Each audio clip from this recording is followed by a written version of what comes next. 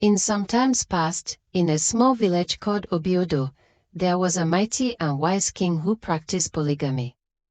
He was known throughout the land for his ability to maintain love, peace, and unity within his large household, which consisted of many wives and children. The king's leadership and fairness fostered a harmonious family life, and everyone lived happily under his reign. However, the king possessed a rare gift. He had a deep sense of foresight. He could see beyond the present and often predicted future events. One day, he had a troubling premonition. He foresaw that one of his wives, despite her kindness and beauty, would become the cause of discord and division after his demise. Despite his fears, the king loved all his wives equally and did his best to nurture love and understanding among his family members. Still, he knew that the future could bring challenges that even his wisdom might not be able to prevent. Many years had passed and the king lived out his days, but before his passing, on his deathbed, he summoned all his wives and children to his side. With a gentle voice and a calm heart, he began to speak. He started with his children. "My children, I want to encourage you to continue loving one another and always look out for one another. Just as a single tree cannot make a forest, together you are a force that cannot be matched. Love and unity are your greatest strength. God bless you all." Then, turning to his wives, he called them one by one, beginning with the first. "Dima, wife of my youth, the most accommodating of them all. Thank you for being such an amazing wife to me and a wonderful mother to all our children. Despite not having a child of your own, you have given love, discipline, and care to all the children as if they were yours. May you reap the fruit of your labor."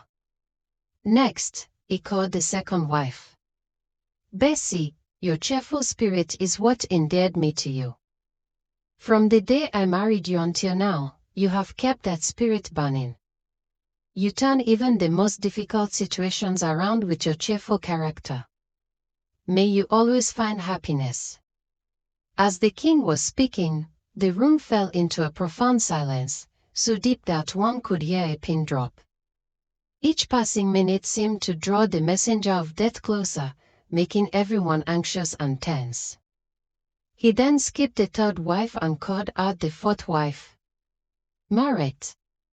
Suddenly, everyone in the room instinctively called out her name simultaneously, trying to alert the king that he had made a mistake.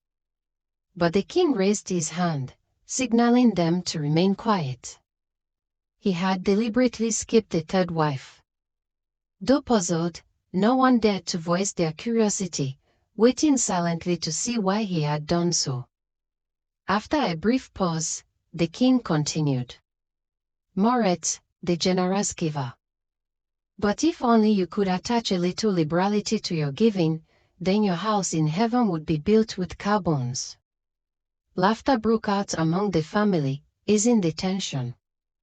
Everyone knew that Moret was generous, but not always cheerful, often turning around to taunt her beneficiaries.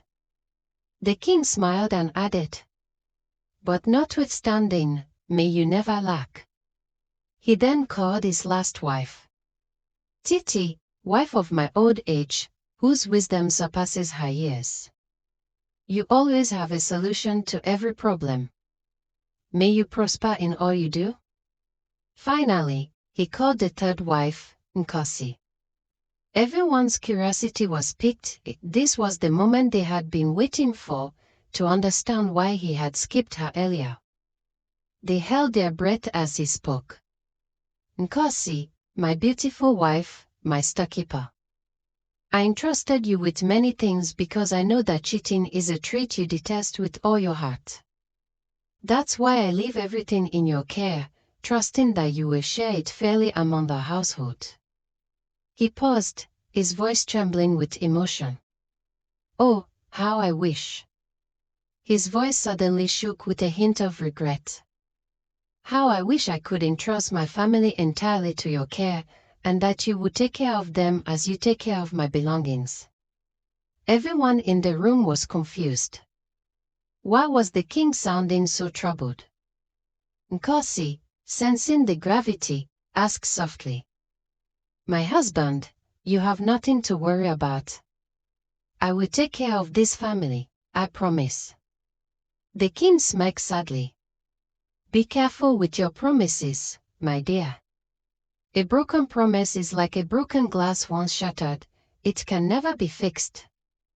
Fear gripped Nkasi as she sensed that perhaps the king's concerns were not just mere words. Her heart sank, and tears welled up in her eyes. I wish I could believe in your promise, but my intuition is strong, and it tells me that you are the one who will break this family apart. May you? He coughed violently, requesting water. Nkasi broke down in tears, sobbing uncontrollably. How could you say that to me? She cried. The king struggled with his coughing fit until he was given water. After drinking, he tried to finish his thoughts, but his words faltered. May you, may you. Everyone listened with bated breath, waiting for his final words. But as the moments stretched longer than usual, they looked closer, sensing something was wrong. When they realized the king had fallen silent, they moved toward him, shocked. Nkasi cried out louder, screaming as if she had just endured an unimaginable injustice. After the king's passing, some family members took care of his body while others gathered around Nkasi, offering comfort and words of solace. They told her not to take the king's harsh words to heart, that perhaps it was just the fears of a dying man, his worries, not the truth. But Nkasi looked at each of them with sadness in her eyes and asked, but why didn't he have such worries about Bessie, or Dima, or Morit, or even Titi? Her question hung heavy in the air, rendering everyone speechless. They didn't know how to respond. Nkasi's eyes welled with tears, grief and pain overflowing. Titi, the wise wife whom the king had praised, stepped forward. I know the king didn't say those words to me directly, she said softly, but even if he did, I would feel hurt that he thought I might cause harm. Still, I refused to cry. Instead, I will make it my mission to prove to him that he need not worry about me. Our people say that a person is only truly dead when we forget them, but they still see us. So, my dear co-wife, stop crying. Take this as a challenge, not a curse, to work hard and keep this family united. Even from where he watches us, the king will regret ever doubting the strength of our love. Titi's words, wise and encouraging, soothed Nkasi's grief. She wiped her tears and resolved to follow her advice, fighting to restore peace and unity. One by one, the family members retreated to their huts, leaving Nkasi to ponder her next move. From that day, Nkasi became a peacemaker, sometimes going out of her way to resolve disputes, sometimes mediating in family disagreements. Her efforts earned her the reputation of being the peacemaker, and over the years, the family thrived in love, peace, and unity. Years later, Bessie's firstborn Bongo, who had traveled to the city seeking greener pastures, returned wealthy and successful. He used his prosperity to help his siblings, some to further their education, others to learn trades. Whenever he came home, he would park his luxurious car in front of his mother's hut. Family members would gather, marveling at the car's finesse, eagerly awaiting the gifts he would share from his car boot. And everyone was happy.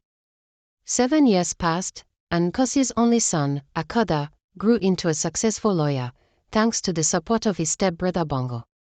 Yet, despite his achievements, Akoda's relationship with his family was strained.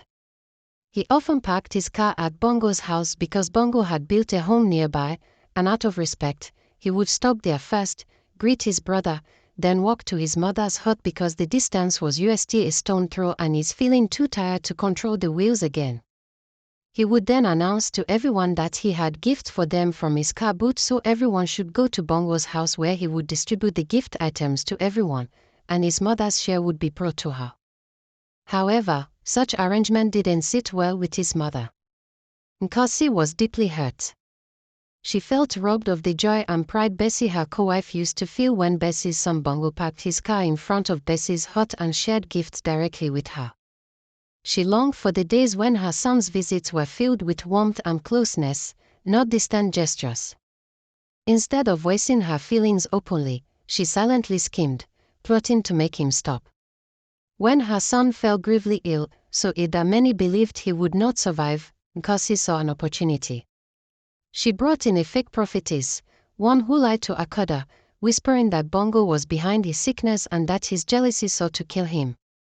The lies took root, and Akoda began to distrust his brother.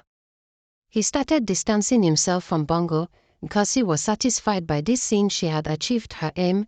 Little did she know that lies would go far beyond what she intended. Akoda started telling some of their siblings that it was Bongo who tried to kill him. Some believed him and some didn't. And for those who didn't, he considered them his enemies as well, spreading false accusations and sowing discord. At this time, Bongo wasn't doing well financially anymore because the businesses he invested in the village didn't do well, so most of their siblings would rather be on the side of Akoda so they could still obtain financial favors from him. The family's unity crumbled further. Brothers and sisters stopped visiting one another, and hurtful words replaced love and understanding. The division grew deeper, tearing the family apart.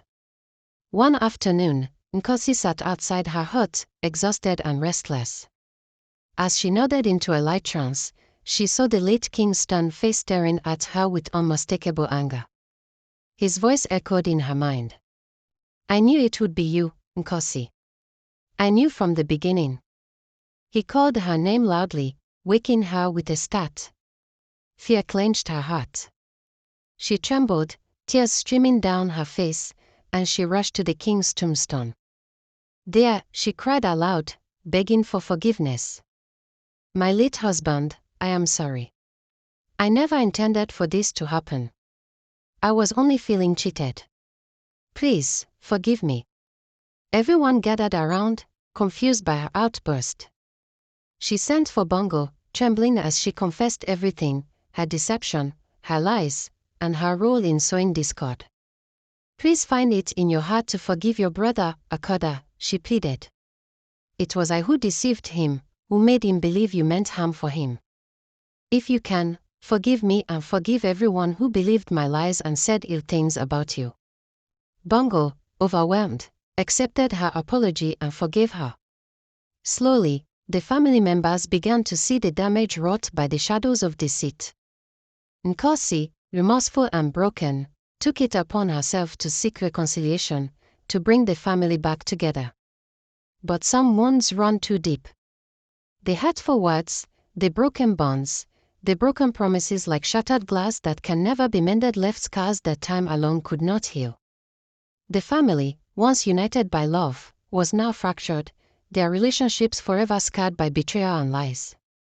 As Nkasi looked back on her actions, she realized the terrible cost of her scheming. Her heart ached with regret, and she knew that the damage she had caused might never be fully repaired. Like a broken promise, their relationship was shattered beyond repair. I'd like to hear what lessons you have learned from this story. Do well to support me by subscribing to this channel as I bring you more original stories. Thank you.